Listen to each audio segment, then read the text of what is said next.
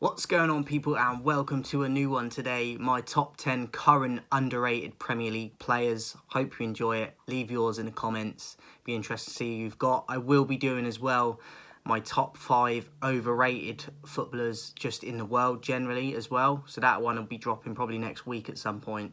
But this one today, top 10 current underrated Premier League players.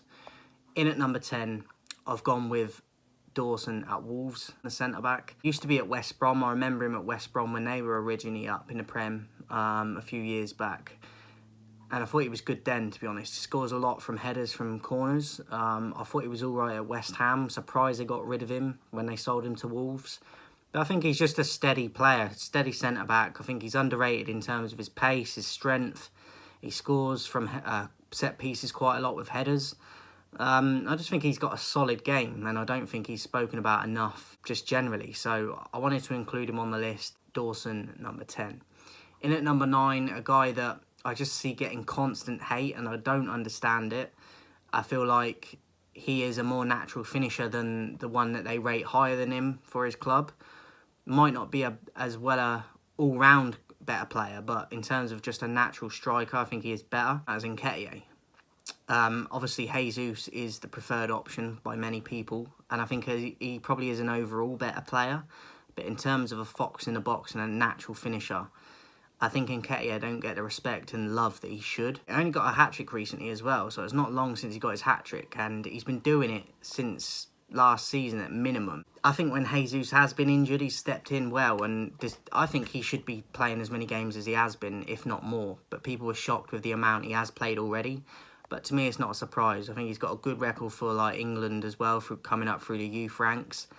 And I think he could go to another big team and start for them, like he has been doing for Arsenal. So I think that he should be playing as much as he is. I like him a lot. I think he's very underrated, and he's a natural finisher. Nketiah, number 9. Number 8, I've gone with Schär at Newcastle. I just think he can score a banger at times, and defensively he's very good. I think his partnership with Botman and what Newcastle are doing at the moment, I think is very underrated. But I think even before Howe got to Newcastle, Schär has been a consistent underrated player for them, and one of their most consistent players. So hardly ever injured as well.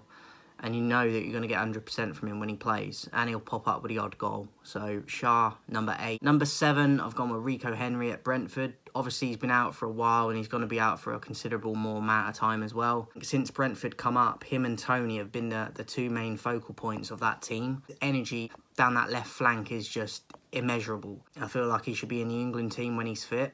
And even if he ain't starting, because I think what he does for Brentford is very underrated and doesn't get spoken about enough. Like I said, his energy, his fitness. I think his final ball could do with a bit of work, but I think that will come anyway. But I think his overall work rate, he's got underrated pace as well. Might be a little bit lightweight and could bolster up a bit on his strength on the ball and his final ball into the box. But in terms of effort, like same with Schär, you know what you're going to get from him when he's fit.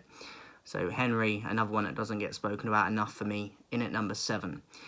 In at number 6, another Brentford player, and that is Ethan Pinnock. I just think since he came into the team and since Brentford have come up, he's been doing wonders. Pacey, tall, strong, can score from set pieces, solid player. A bit like Dawson in that respect. Hardly ever injured, consistent performer. And I think he's very underrated. He doesn't ship a lot of goals, very rarely gets caught. And as I said, he's still got a lot of years ahead of him as well. So I think he's another one that doesn't get spoken about enough and doesn't get his flowers as much as he should. And I could see him playing for a bigger team. No disrespect to Brentford. I love Frank. I love what he's done with the team.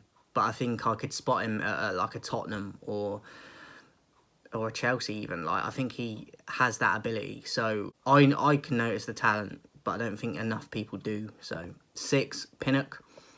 In at number 5, I've gone with Doucouré at Everton, simply because for the last 2 or 3 seasons, they should have got relegated, really.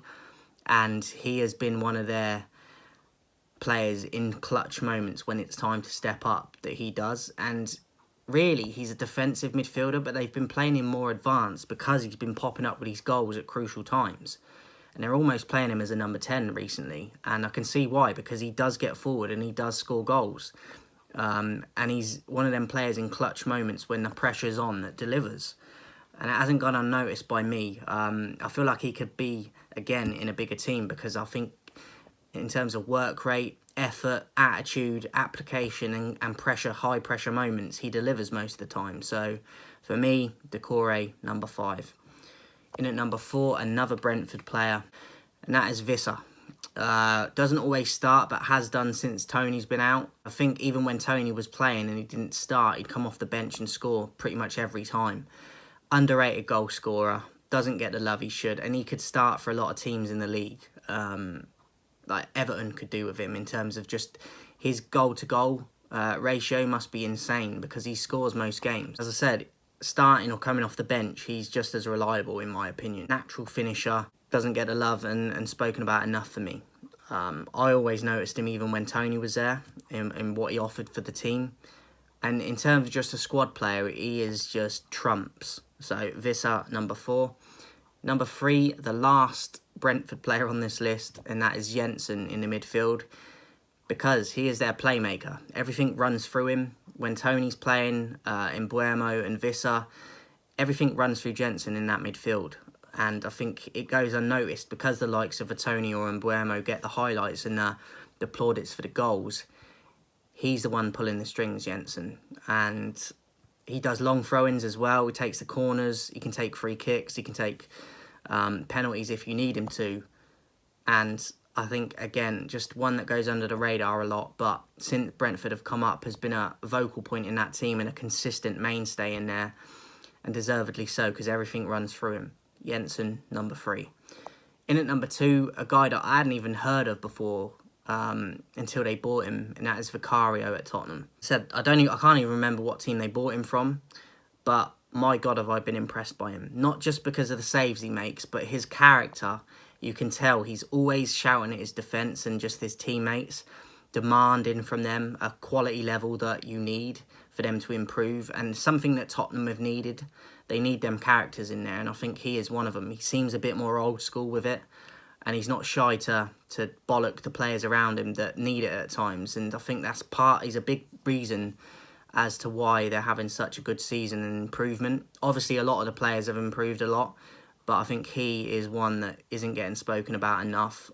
He's got one of the best records in the league at the moment. I think I saw a stat the other day in a game they were playing that he's first in a lot of places in the league in terms of like shots stopped and things like that, I believe. So hasn't gone unnoticed by me. And as I said, I think there's a few Tottenham players that have definitely upped their game, but for me, he is the standout, and has made a lot of crucial saves, a lot of clean sheets, and he looks like a leader and a natural leader and a vocal player in the team that was much needed, and that character that was much needed. Vicario, very impressed, number 2.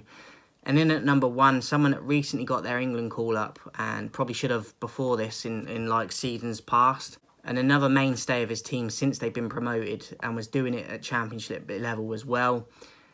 And that's Lewis Dunk. For me, unfortunate not to be playing more for England, in my opinion. Even if it is coming off the bench more. He doesn't get enough minutes under Southgate, but there's a lot of players that don't. But specifically him, I think De Zerbi's trusting him as captain and keeping him captain, and even under Potter he was captain. Speaks volumes of the leadership skills he has and qualities he has. Can pop up with the odd goal as well. But in terms of Brighton and what they've done, their recruitment system I think is the best in the league. For him to stay as the captain with all these players coming and going, I think he doesn't get the respect he should, because it's hard to maintain that and even stay at the club, let alone remain captain for all these years. And I think that he doesn't get the flowers he should. I think some people get it and show him respect, but not enough in my opinion. As I said, I think he should be playing more for England as well. For what he's done at Brighton, he could be playing at a bigger team, similar to Pinnock, in terms of they could go to a bigger club. I think I could picture him at a Chelsea or a Tottenham. I think he's got that much capability, potential and quality already that I could see him at a bigger club and doing just as well. And he brings that leadership and that captaincy that a lot of teams would need. So for me, Lewis Dunk is my number 1. It's hard to separate these and rank them though, because they all deserve respect in their own ways. But yeah, I think the mainstay, the longevity, and that recruitment system I spoke about at Brighton, who for me are the best in the league at recruiting players, staying and not selling him, and they're wanting to keep him and being that hub and that cog in the team that everyone goes to. You have to be a character and a consistent performer for that, and for me, he trumps it. So Lewis Dunk is my number one. So that is it for my top 10 current underrated Premier League players. Drop yours in the comments, and probably next week I'll be dropping my top 5 overrated general players in world football. Tomorrow I'll be dropping my Premier League predictions. United tonight, obviously in the Carabao against Newcastle. So look out for the post-match recaps for that as well, dropping in the next few days. Lots of videos. Hope you enjoy the content. Make sure you're subscribed. Make sure you're liking and sharing it. It all helps the channel. Catch us soon.